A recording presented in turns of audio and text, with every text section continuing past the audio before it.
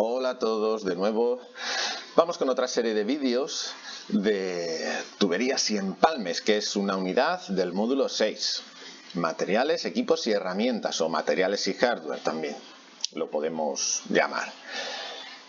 Entonces, bueno, vamos a ir viendo una parte también importante de las aeronaves, unos componentes importantes como son los elementos por donde circulan los fluidos. Así que, bueno, todas las aeronaves, desde la más pequeña a la más grande, las aeronaves antiguas, aeronaves modernas, aviones, helicópteros, de motor de pistón, de motor de turbina, o sea, de todo tipo, disponen de numerosos conductos para mover los distintos fluidos. Pueden ser líquidos, como tenemos aquí, pues el líquido hidráulico, de combustible, lubricación. Pero bueno, pueden ser gases también del sistema neumático, del aire para instrumentación, etc. Estos conductos consisten en un conjunto de mangueras, tubos, acoplamientos, o sea, esta fontanería del avión la forman tanto las mangueras y tubos, ¿vale? Las mangueras son las flexibles, los tubos son los rígidos, pero también sus acoplamientos, sus racores, sus tuercas de conexión, las grapas que se utilizan, en fin, todos los elementos accesorios, pues también forman parte de este conjunto de elementos que me permiten mover los fluidos y que forman, pues lo que podemos denominar la fontanería del avión, ¿vale? Todos estos conductos por donde circulan fluidos.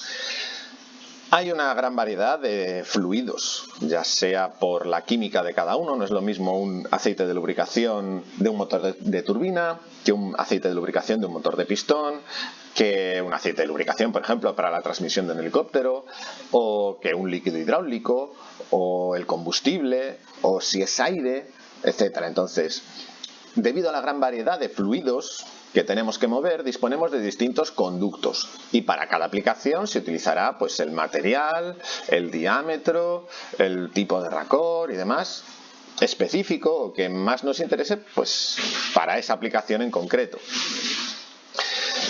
En general, nosotros clasificamos los conductos como rígidos y flexibles y como tal los vamos a estudiar. En primer lugar, vamos a estudiar los conductos rígidos. Una aeronave monta muchos y diferentes conductos rígidos. Cada conducto, como decía hace un momento, cada tubo está pensado para un tipo de aplicaciones en concreto. Por eso tenemos una gran variedad de materiales, diámetros, etc. Como norma general, los conductos rígidos se emplean para unir elementos que no tienen movimiento relativo entre ellos, o sea que están fijos. ¿Vale? Si tuviera movimiento relativo, el conducto rígido obviamente no lo podemos utilizar, necesitaremos una manguera flexible. Si hacemos el razonamiento contrario, o sea, decimos, vale, las mangueras las podemos utilizar en elementos que no tienen movimiento uno respecto a otro, pues sí, pero normalmente se reservan los conductos rígidos para unir dos puntos que no se van a mover entre ellos y los tubos flexibles para elementos que sí que puedan tener un cierto movimiento relativo. ¿De acuerdo? Bien. Se suelen enrutar lo más rectos posibles. Pues obviamente si yo tengo que unir dos puntos que están separados a 2 metros con un tubo, pues intentaré que la longitud del tubo se acerque, pues sea 2 metros. Pero hay veces que eso no es posible porque los tubos deben de ir enrutados por unas determinadas partes de la estructura, o ir separados de cableado, o ir segregados por diversos motivos, pero bueno, en general los enrutaremos lo más rectos posible porque así me saldrá un tubo lo más barato y ligero posible. Pero bueno, la clave aquí es posible, dentro de lo posible. Los sistemas que típicamente utilizan tuberías rígidas son, por ejemplo, de combustible, de lubricación, de oxígeno y el de instrumentación. ¿Vale? El hidráulico, algunas partes del hidráulico sí que utilizan mangueras flexibles. Respecto a los materiales, bueno, básicamente tenemos 3 grupos. El cobre. Son las que se utilizaban antiguamente y hoy en día están obsoletas. Va a ser muy raro que en una aeronave moderna nos encontremos cobre. Tenemos aluminio y sus aleaciones, utilizado para presiones bajas y medias, como veremos. Y también utilizamos acero, sobre todo acero inoxidable, que es el que se utiliza para aplicaciones de alta presión. Incluso pueden soportar presiones de 3000 psi o incluso más, que son presiones muy, muy altas. Respecto del aluminio, las principales aleaciones que se utilizan son el aluminio 1100, ¿vale? Con un tratamiento H14, estos son tratamientos de endurecimiento por deformación, El 1100, recordar que es un aluminio puro, comercialmente puro. O un 3003, un 3003, también con un tratamiento de endurecido por deformación, que estas son las del grupo 3, recordemos que son aleaciones de aluminio al manganeso. Estos materiales se utilizan para aplicaciones de presiones relativamente bajas, hasta 1000 psi aproximadamente, como puede ser instrumentación, que tenemos presiones bajas, o incluso ventilación, o también podemos tener un drenaje, podemos tener de este tipo de aleación. Aluminio 5052, con el O es un recocido, para sistemas de media presión. 5052 son aleaciones de aluminio al magnesio. Y bueno, estas ya se pueden utilizar a presiones ligeramente superiores, de entre 1000 y 1500 aproximadamente, como sistemas de baja presión de combustible o lubricación, o partes de media presión de sistemas hidráulicos o neumáticos, bueno, sistemas que utilizan presiones así, digamos, intermedias. En la misma categoría nos encontramos el aluminio 2024, ¿vale? También soporta aproximadamente entre 1000 y 1500 psi. Bueno, 2024 es una aleación de aluminio con cobre con un tratamiento térmico de solubilización. Estas son, bueno, estamos ya familiarizados con esta 2024, que es una de las aleaciones más importantes de la aviación. Y bueno, son de alta resistencia, son bastante rígidas, por lo que el doblado del tubo a veces va a ser un poco más, nos va a costar un poco más que en otros materiales, pero bueno, es un material que ya sabemos que tiene unas características muy buenas para nosotros. La designación. En los tubos grandes se estampa el código del material directamente sobre la tubería, o nos lo podemos encontrar directamente estampado sobre la tubería. En tubos más pequeños es común que se les tengan dibujadas unas bandas coloreadas a cada cierta distancia, ¿no?, a lo largo del tubo, ¿vale? Vemos aquí, por ejemplo, pues distintas aleaciones de aluminio con distintos colores que tienen esas bandas que son, ¿vale?, que se ponen alrededor del tubo. Esto sobre todo es útil en el almacenamiento del tubo antes de que hagamos la tubería en sí misma, antes de que la doblemos, la bocardemos, todo esto. Para, bueno, si nos dice en el manual que un determinado tubo es de una aleación 2024, pues que cuando vayamos a coger el tubo para hacer esa tubería, doblarla y hacer la tubería en concreto, bueno, no equivocarnos y no coger el material, no coger, oye, si tiene una cinta negra, pues es que no es un 2024.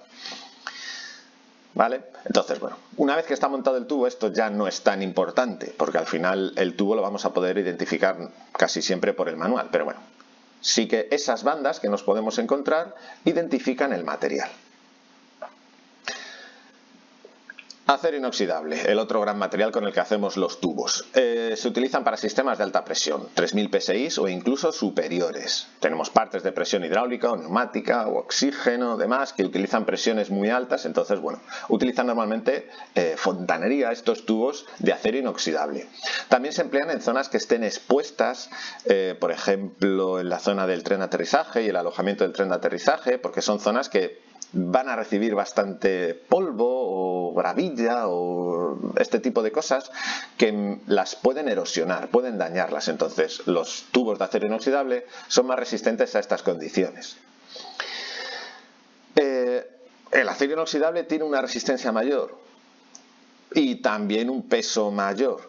Esto también alguna vez hemos hablado de ello, que el acero más o menos pesa el triple que el aluminio, pero también tiene una resistencia de más o menos del orden del triple que el aluminio. Entonces podemos hacer, digamos, las mismas piezas de acero y de aluminio y que las dos soporten más o menos los mismos esfuerzos y que pesen más o menos lo mismo. Entonces eso nos pasa aquí también. Los tubos de acero son algo más pesados que los de aluminio, pero no mucho más. ¿Por qué? Porque los podemos hacer con espesores bastante menores. Bueno, el cambio del tubo, el cambio de tubo de acero, de estos aceros que podemos tener. Bueno, cuando es necesario cambiar un tubo se deberá utilizar otro tubo idéntico, con el mismo material, la misma forma, todo idéntico.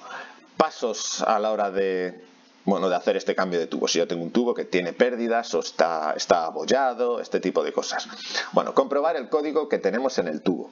Si el tubo tiene un código impreso, un part number o lo que sea, pues bueno, ya tenemos ahí la referencia. Lo más normal será esto, mirar en el manual. Vemos el tubo que tenemos que cambiar, vemos su part number y pedimos ese part number. Y entonces pues el que nos suministra el tubo nos manda el tubo y al día siguiente o por la tarde, no sé, en el plazo que sea, recibimos el tubo, lo sacamos del paquete y lo montamos. El tubo vendrá con toda su documentación que me permite su puesta en servicio y demás. En caso de no poder, no tener código del tubo, no tener manual o en el manual que no venga o yo qué sé, bueno, pues se podría hacer un test magnético o químico para determinar con qué material está fabricado ese tubo. Tendríamos, por ejemplo, una tablita como esta. Le vamos a hacer un test magnético, vamos a acercarle un imán. Si sufre una atracción grande, si no sufre atracción, si sufre una atracción ligera o si no sufre atracción. Por ejemplo, si acercamos el imán y vemos que no es magnético, pues entonces es que será un acero 188, un acero inoxidable o un acero al níquel. Si sufre una atracción muy fuerte es que será un acero al carbono normal, digamos. Y si es ligeramente magnético es que es una aleación de Monel. El Monel es una aleación de níquel y cobre. Por ejemplo, digo, bueno, si no es magnético, puede ser tanto el acero 188 como el acero al níquel. ¿Cómo distinguimos uno y otro? Bueno, le hacemos un test con ácido nítrico, le dejamos caer una gotita, depositamos una gotita de ácido nítrico sobre el tubo. Si vemos que no pasa nada, es que es un acero inoxidable 188. Si vemos que hay una reacción química rápida y me aparece como un depósito azulado, verde azulado, entonces es que sería un acero al níquel, ¿vale? Esto sería, ya os digo, un recurso que tenemos, pero lo normal será ver el manual, ver el IPC y ver el part number del tubo que queremos cambiar, pedirlo y ya está. El tamaño del tubo de los conductos rígidos viene determinado por el diámetro exterior en 16avos de pulgada. Esto es muy importante, diámetro exterior, ¿vale? No diámetro interior, diámetro exterior. Y en 16avos, de tal manera que si yo cojo un calibre, mido el diámetro exterior del tubo y veo que lo que me mide es 1/4 de pulgada, entonces la talla del tubo es de 4, tiene una talla 4, ¿vale? Porque 4 16avos de pulgada es 1/4. Este diámetro suele estar, bueno, impreso en el tubo, ¿vale? Impreso en un código. Si vemos un código en donde del código del tubo, suele estar impreso ahí, pero hay veces que se ha podido borrar con el uso y demás. Vale, el espesor también suele estar impreso en el tubo y sobre todo me determina la rigidez y resistencia del tubo.